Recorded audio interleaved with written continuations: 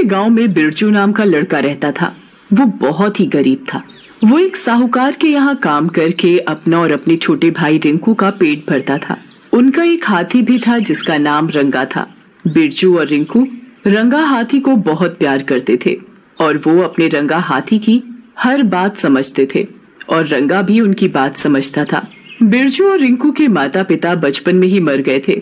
रंगा हाथी के अलावा उन दोनों भाई का इस दुनिया में कोई नहीं था। एक दिन की बात है, बिरजू रिंकू से कहता है, रिंकू, रंगा के साथ ही खेलते रहोगे या साहूकार के यहाँ भी काम करने चलोगे? अगर जरा सी भी देर हो गई तो साहूकार गुस्सा करेगा। हाँ भाई, अभी चलता हूँ। फिर दोनों भाई साहूकार के यहाँ काम करने चले जाते हैं तो उन्हें आने में थोड़ी देर हो जाती है। आज फिर तुम दोनों को आने में देर हो गई। मैंने कितनी बार कहा है थोड़ा जल्दी आया करो। वो आज घर पर थोड़ा काम था तो इसीलिए देर हो गई। अब जाओ, जाकर काम करो। साहूकार के जाते ही, बिरजू भैया, ये साहूकार भी ना जरा सी देर क्या हो जाती है तो कितना गुस्सा करता है, और जब हम ज्यादा काम करते हैं तो फिर कुछ नहीं कहता। क्या करे रिंकू, हमारी किस्मत ही ऐसी है। इस साहूकार के यहाँ काम करने के अलावा हमारे पास और कोई रास्ता भी नहीं है। चल, अब बातें मत बना। साहूकार ने इस तरह बातें करते देख लिया ना तो हमें काम पर से निकाल देगा।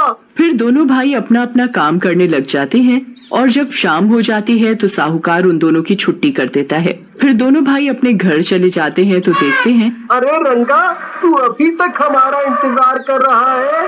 रंगा सूंड हिलाकर उन्हें बताता है, मैं कब से भूखा हूँ, मुझे भूख लगी है। देख, मैं तेरे लिए केले लाया था, ले केले खा। फिर दोनों भाई रंगा को केले खिलाकर खुद भी दोनों भाई खाना खाने चले जाते हैं और खाना खाने के बाद सो जाते हैं। फिर आधी रात के समय जब दोनों भाई सो रहे होते हैं तो कुछ आदमी रंगा को पकड़ कर ले जाते हैं। इस हाथी के तो बहुत दाम मिलेंगे। सही में हम तो माला माल हो जाएंगे। अच्छा हुआ उस साहूकार ने हमें बिरजू और रिंकू के घर का पता बता दिया। अब हम इस हाथी को ले जाकर उन साहब को दे देंगे, फिर वो हमें बहुत पैसा देंगे। मुझे एक बात समझ में नहीं आई कि वो इस हाथी का क्या करेंगे। अब कुछ भी करें, मैं तो बस अभी से अमीर बनने के सपने देखने लगा हूँ। अरे सपने ही देखता रहेगा। अब जल्दी चल, अगर किसी ने देख लिया ना तो अमीर तो क्या, भिखारी बनने के लायक भी नहीं रहेंगे। फिर भी सभी आदमी रंगा को गांव से दूर एक पुरानी हवेली में ले जाते हैं। वहाँ उन्हें एक अजनबी आदमी मिलता है जिसने अपने मुंह पर नकाब लगाया हुआ था, तो वो रंगा को उस आदमी के हवाले कर देते हैं। ले आए हाथी को, ये लो तुम्हारा इनाम। तभी उन आदमियों में से एक आदमी उस अजनबी से पूछता है, साहब, अगर आप कहो तो एक बात पूछूं? हाँ, पर जल्दी पूछो। साहब, आप इस हाथी का क्या करेंगे? अजनबी गुस्से से उन आदमियों को देखता है और कहता है, तुम्हें तुम्हारे काम के पैसे मिल गए ना, अब जाओ यहाँ से। फिर सभी आदमी डर की वजह से वहाँ से चले जाते हैं और उन आदमियों के जाते ही वो अजनबी आदमी अपने मुंह से नकाब उतार कर जोरों से हंसता हुआ, मैं बनूंगा इस दुनिया का सबसे बड़ा साइंटिस्ट। मैं इस हाथी के ऊपर एक्सपेरिमेंट करके इस दुनिया का बहुत बड़ा साइंटिस्ट बन जाऊंगा। फिर मेरा नाम हर देश के कोने कोने में होगा।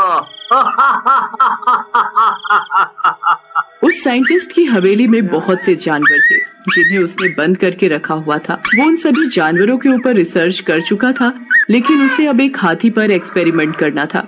उसने रंगा हाथी को जंजीरों में बांध कर रखा हुआ था। उसके ऊपर एक्सपेरिमेंट करना चालू कर देता है और अगले दिन बिरजू और रिंकू जब सोकर उठते हैं तो देखते हैं, अरे ये रंगा कहाँ चला गया? ये तो ऐसे बिना बताए कहीं नहीं जाता, पता नहीं कहाँ गया होगा।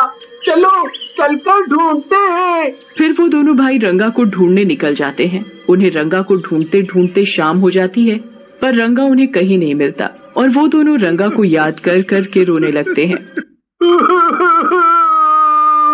मेरा रंगा तू कहाँ चला गया? पता नहीं रंगा किस हालत में होगा, पता नहीं कौन ले गया हमारे रंगा को। उधर साइंटिस्ट जैसे ही रंगा हाथी के ऊपर पहले दिन एक्सपेरिमेंट करने के लिए इंजेक्शन लगाता है तो रंगा बड़ी जोरों की चिंघाड़ता है। मुझे दर्द हो रहा है, मुझे छोड़ दो, मुझे जाने दो, तुम ये मेरे ऊपर क्या कर रहे हो? लेकिन साइंटिस्ट रंगा की भाषा नहीं समझ पा रहा था। वो उसे इंजेक्शन लगा देता है और रंगा बेहोश हो जाता है, पर साइंटिस्ट उसके ऊपर लगातार एक्सपेरिमेंट करता रहता है। अब वो दिन दूर नहीं जब मैं दुनिया का सबसे बड़ा ऐसे ही उस साइंटिस्ट को रंगा हाथी के ऊपर एक्सपेरिमेंट करते हुए काफी दिन हो जाते हैं। तो फिर एक दिन बस एक और लास्ट दिन, फिर ये हाथी आदमियों की तरह बात करने लगेगा, उन्हीं की तरह बोलेगा। बस कल का दिन और। फिर वो साइंटिस्ट अगले दिन का इंतजार करने लगता है। जैसे ही अगला दिन आता है, बस आज मेरे एक्सपेरिमेंट का आखिरी दिन है। जैसे ही मैं इसे ये इंजेक्शन लगाऊंगा, फिर ये हाथी आदमियों की तरह बोलेगा। फिर जैसे ही वो साइंटिस्ट रंगा हाथी को इंजेक्शन लगाता है तो वो हाथी जोरों से चिंघाड़ने लगता है। मुझे दर्द हो रहा है, मुझे छोड़ दो, मुझे बहुत तकलीफ हो रही है। रंगा हाथी चिंघाड़ता रहता है, पर साइंटिस्ट को उसके ऊपर जरा भी दया नहीं आ रही थी। वो तो बस अपने एक्सपेरिमेंट पूरा होने का इंतजार कर रहा था। वो उसके ऊपर दर्दनाक एक्सपेरिमेंट करता रहता है। उसके ऊपर हाथी के चिल्लाने का कोई असर नहीं होता। जैसे ही साइंटिस्ट रंगा हाथी के ऊपर आखिरी इंजेक्शन लगाता है तो हाथी बुरी तरह तड़पने लगता है और वो बुरी तरह चिल्ला रहा था। बचाओ, मुझे मत मारो, मेरा दम घुट रहा है, कोई मुझे बचाओ। जैसे ही साइंटिस्ट का एक्सपेरिमेंट पूरा होने वाला होता है, तभी अचानक से उस साइंटिस्ट का एक्सपेरिमेंट फेल हो जाता है और रंगा की मौत हो जाती है। ओह, ये क्या हो गया? मेरी सारी मेहनत पर पानी फिर गया। ये मेरा 5वां एक्सपेरिमेंट था और ये भी फेल हो गया। बड़ी मुश्किल से तो इस बार हाथी का इंतजाम किया था, अब दूसरा हाथी कहाँ से लाऊंगा? रंगा हाथी मरने के साथ ही भूत बन जाता है और वो अपने सामने खड़े साइंटिस्ट को अपने पैरों से कुचलकर उसे मार देता है और जोर जोर से रोने लगता है।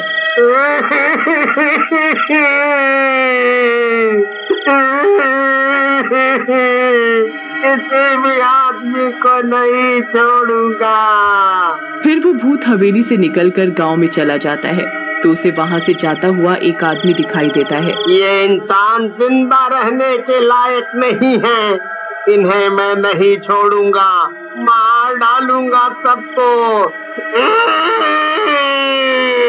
फिर वो भूत उस आदमी को अपने पैरों से कुचलकर मार डालता है और जोरों से चिंघाड़ने लगता है। फिर अगले दिन गांव के लोगों को उन आदमियों की कुचली हुई लाश मिलती है। अरे इन आदमियों को किसने मारा और इनकी ये हालत कैसे हुई? इन्हें किसने कुचला होगा? क्या पता कौन इन्हें मार कर चला गया, और कौन कर सकता है ऐसा? देखने से तो ऐसा लग रहा है जैसे किसी हाथी ने कुचल दिया हो। हाँ भैया, आप सही कह रहे हो। देखते ही देखते ये खबर पूरे गांव में आग की तरह फैल जाती है और ये खबर बिरजू और रिंकू तक भी पहुंच जाती है और वो दोनों आपस में बातें करने लगते हैं। ये कैसे हो सकता है कि कोई रात में आदमियों को अपने पैरों से कुचलकर मार रहा है? तभी बिरजू सोचने लगता है, कहीं ऐसा तो नहीं कि ये सब रंगा कर रहा हो? गांव के लोग भी कह रहे हैं ये किसी हाथी का ही काम हो सकता है। नहीं नहीं, ऐसा नहीं हो सकता। तभी बिरजू रिंकू से कहता है, जो मैं सोच रहा हूँ कहीं तू भी तो नहीं सोच रहा? हाँ भाई, पर हमारा रंगा ऐसा नहीं कर सकता। वो तो बहुत ही अच्छा है, वो तो किसी को मारने की सोच भी नहीं सकता। नहीं नहीं, हमारा रंगा ऐसा नहीं कर सकता। वो कोई और ही होगा जो आदमियों को मार रहा है। ऐसे ही सोचते सोचते बिरजू और रिंकू का सारा दिन निकल जाता है और रात को दोनों भाई खाना खाकर सो जाते हैं। और जैसे ही आधी रात होती है, भूत गांव में घूमने लगता है। तभी उसे एक आदमी दिखाई देता है तो वो उसे पकड़ लेता है। मुझे मत मारो, अरे मुझे मत मारो, मुझे छोड़ दो, मुझे क्यों मार रहे हो? भूत उस आदमी की एक नहीं सुनता और उसे अपने पैरों से कुचल कर मार डालता है। जब भूत उस आदमी को मार रहा होता है तो एक औरत अपने घर की खिड़की से ये सब देख रही होती है। अरे ये तो बिरजू और रिंकू का रंगा हाथी है, ये भूत कैसे बन गया? यही सब गांव वालों को मार रहा है। फिर वो औरत डर की वजह से खिड़की बंद कर लेती है और भगवान को याद करने लगती है। फिर अगले दिन जैसे ही सुबह होती है तो वो औरत गांव वालों को भूत रंगा हाथी के बारे में बताती है। अरे ये और कोई नहीं, बिरजू और रिंकू का रंगा हाथी है जो अब भूत बन चुका है और वही सबको मार रहा है। फिर सब गांव वाले बिरजू के घर जाते हैं और उसे बताते हैं। बिरजू, तेरा रंगा ही ये सब कर रहा है, वो ही सबको मार रहा है, अब तू ही सबको बचा सकता है। मुझे तो उम्मीद ही नहीं थी कि मेरा रंगा कभी ऐसा भी कर सकता है। फिर जैसे ही रात होती है, रंगा भूत गांव में घूमने लगता है और एक आदमी को वो भूत मारने ही वाला होता है। तभी बिरजू और रिंकू भूत के सामने आकर खड़े हो जाते हैं। रंगा, छोड़ दो इन्हें, इन्होंने तुम्हारा क्या बिगाड़ा है और तुम इन गांव वालों को क्यों मार रहे हो? तुम तो ऐसे नहीं थे, और तुम्हें किसने मारा? अपने स्वार्थ के लिए मुझे मार डाला। मैं तड़पता रहा, चीखता रहा, चिल्लाता रहा, पर मेरी किसी ने एक नहीं सुनी। वो मुझे दर्द देता रहा और मुझे मार डाला।